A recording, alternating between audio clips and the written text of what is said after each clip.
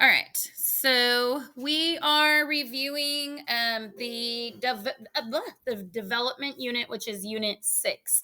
All right. So some of the things here, this was actually on the FRQ if you took the mock exam: individualism versus collectivist cultures. And here it's tying into child rearing. But individualism are where pretty much what we are, where it's very much about you and what's best for just you and maybe your own personal family. Collectivist cultures are more about the community and emphasizing beyond your own family. Uh, Another thing that was discussed in the development section was the terms gender roles and gender identity. Gender roles are the expectations from society about the way men and women are supposed to behave. Gender identity is how you actually identify yourself. Gender itself is your X and Y chromosome makeup. The term androgynous sometimes shows up. Sandra Bem talked about what were ideal male and female traits. And androgynous has to do with that you're both male and female best traits, like an ambitious woman who's also caring. Ambitious often related to males. Social learning theory, Albert Bandura, who we know for the Bobo doll experiment, talked about that children learn their gender linked behaviors by observing and imitating others through rewards and punishments. So basically, that we learn how to act through our genders from society. And then when studying children, the longitudinal and cross-sectional methods are the two main ways to study development. Remember, longitudinal, you're studying the same group of kids over a very long period of time. Cross-sectional, you're studying a larger group of kids of different ages at one single point in time and comparing them. All right, looking at prenatal development, the first stage is the germinal stage. Think you were a teeny tiny germ just for a couple of weeks. The first fertilized egg is called a zygote, and then it continues to divide.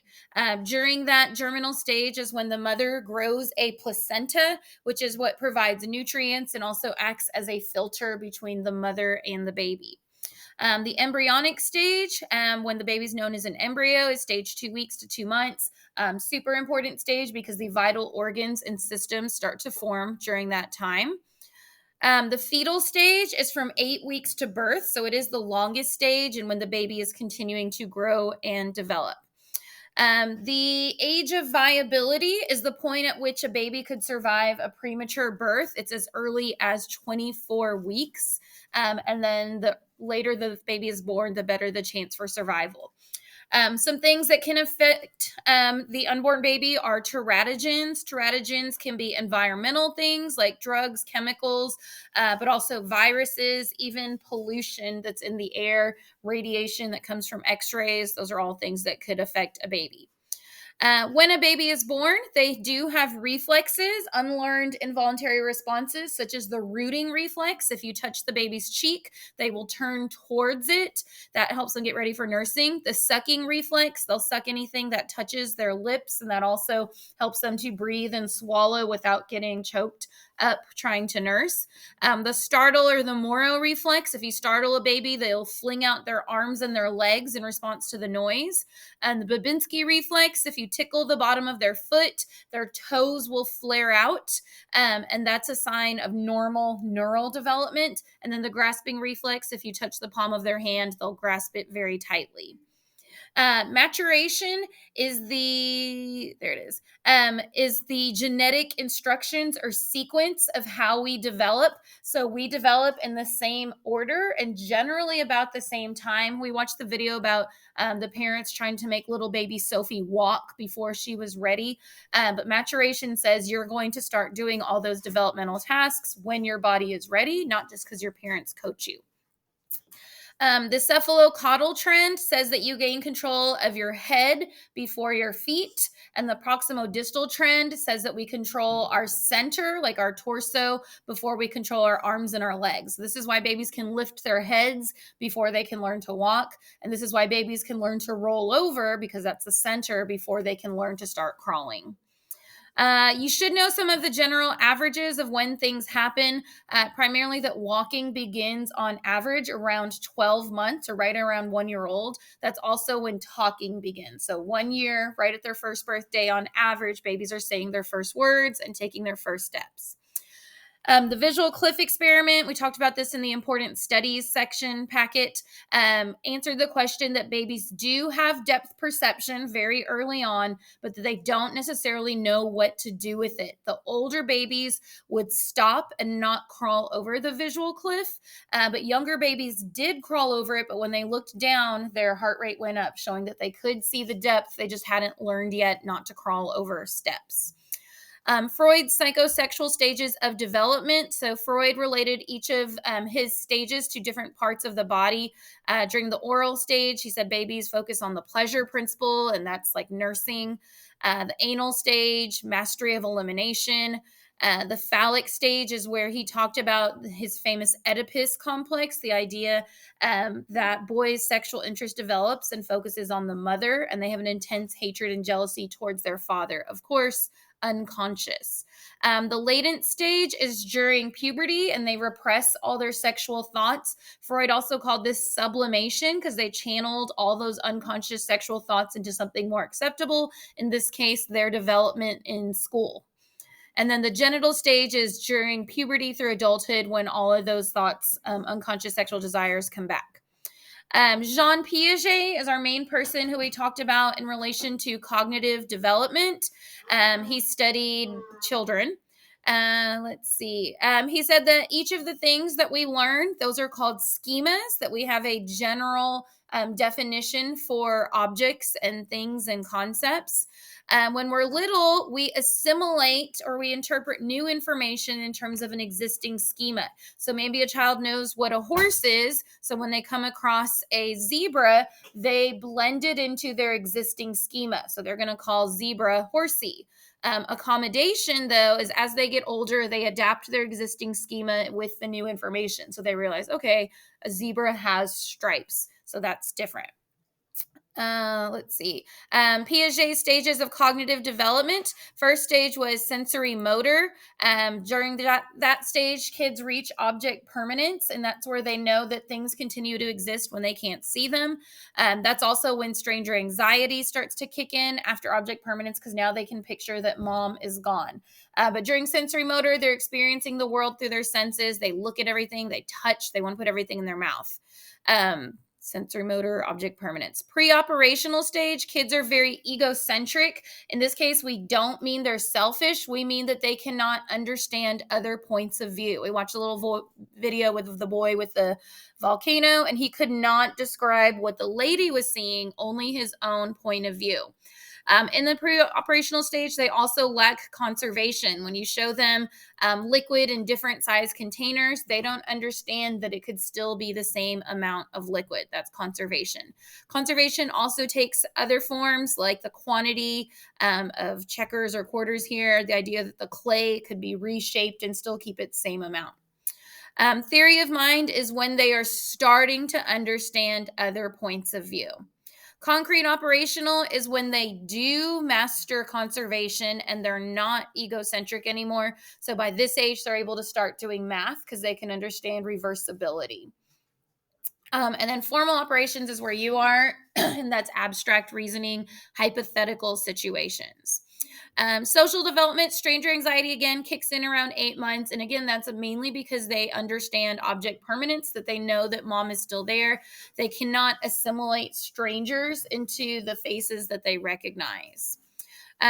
Origins of attachment. Conrad Lorenz did studies on imprinting, which said that animals, particularly birds and geese, will form a strong attachment to the first large moving object that they see, even if it's not of the same species. Harry Harlow studied attachment in monkeys by taking baby monkeys away from their mothers and giving them a wire mother that provided milk, or a cloth mother that was soft but no milk. He called them surrogate mothers.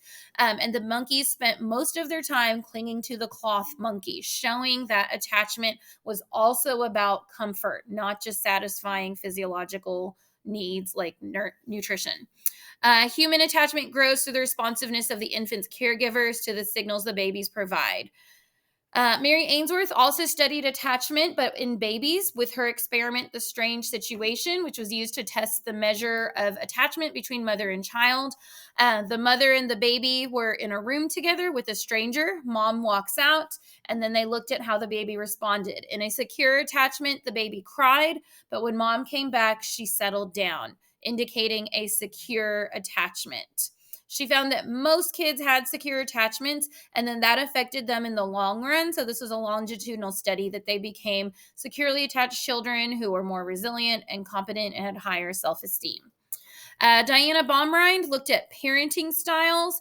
The authoritarian style, she said, is like a totalitarian dictator. They're super rigid. They demand obedience. Permissive is the one that's kind of like a pushover. The parents are overly indulgent and submit to their children's demands. And then the ideal one is authoritative. We said think cooperative. They're firm and they set limits, but they explain and use reasoning for them.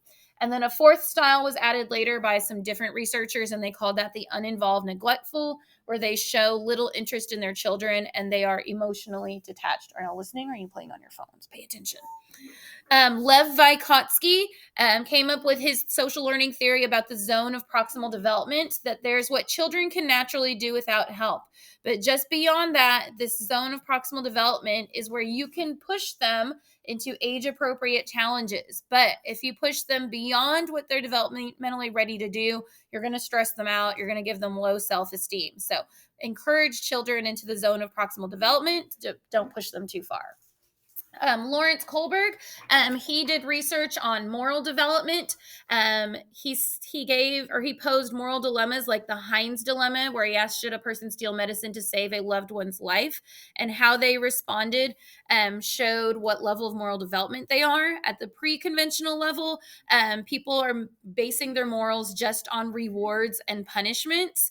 At the conventional level, they're starting to consider what society thinks is right and wrong, but they're doing it based more on what other people will think. So they might like help because other people are watching. And then the highest level, which not everybody gets to, is the post-conventional level, which says that it's in terms of justice and equality and basic human rights. And sometimes the law doesn't always necessarily match that. Let's see, other things that happen in this section. Carol Gilligan, she was a feminist who said that Kohlberg and the stages that he identified did not distinguish between men and women, and that women have a morality of care that is different than the morality of justice and rights that Kohlberg mentioned. Puberty, it occurs earlier in females.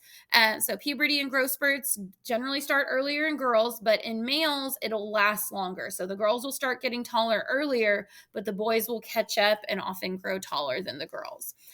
Secondary sexual characteristics, these are anything that have a non-reproductive value, like breasts and hips and pubic hair, changing of the voice. Those are all things that happen during puberty, but they're not actually part of reproduction. Another thing that happens during puberty is selective pruning. So unused neural connections from early childhood go away. This is why language development has to happen in those early years. After that, those connections are pruned away, and the brain is like, you should already know how to do this. The frontal cortex lags behind the limbic system's development. So we know that the frontal cortex is one of the last areas to develop in our early 20s, and that's why decision-making is difficult for teens and they're more impulsive. I don't think this is on the test anymore, but I'll mention it real quick just in case. The identity statuses James Marcia identified 4. Identity foreclosure is where somebody else picks your identity for you. Identity achievement is where you already know what you want and you're working towards it. Identity moratorium is really where most of you are. You're in the midst of your identity crisis, or you're trying to figure out who you are. And then an identity diffusion is where you don't know your identity and you're not trying to search for it. Eric Erikson had his psychosocial stages of development. So Freud had psychosexual stages. Erikson had psychosocial stages. And he said that all of these were related to a conflict that had to be resolved at each stage. At the beginning, there's trust versus mistrust, then autonomy versus shame and doubt, initiative versus guilt, industry versus inferiority, identity versus role confusion, which Erikson said was one of the most difficult stages, which is actually where you are now as you try to figure out your place in the world. Let's see. Intimacy versus isolation, and then generativity versus a stagnation is another one that's often discussed. It kind of has to do with the midlife crisis, where people feel a sense of accomplishment or they're feeling a sense of worthlessness. And then the final one is integrity versus despair. Some other changes that happen during late adulthood is declines in intellectual functioning, primarily fluid intelligence. Remember, fluid intelligence is your ability to adapt to new situations, to learn new skills, and to think quickly. So that increases with age, but then it declines in older age. And then crystallized intelligence, that remains steady. That's all your accumulated knowledge. And then I think the last thing in this section was Elizabeth Kubler-Ross's stages of grief. We watched the giraffe, the cartoon giraffe that was stuck in quicksand. She identified the stages in no particular order as denial, anger, bargaining, depression, and acceptance. All right, that is all of Unit 6 on development. Let me stop my video.